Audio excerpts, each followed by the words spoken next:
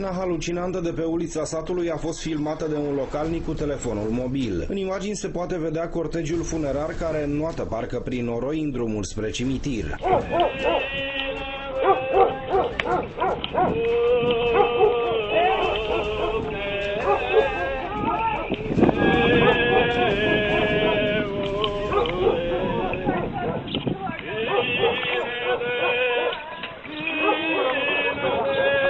Preotul care merge în fruntea alaiului abia își menține echilibrul.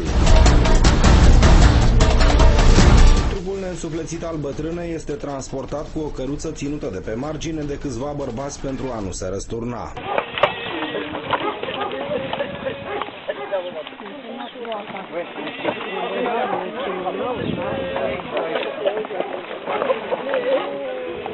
Doamne, slavă Ție!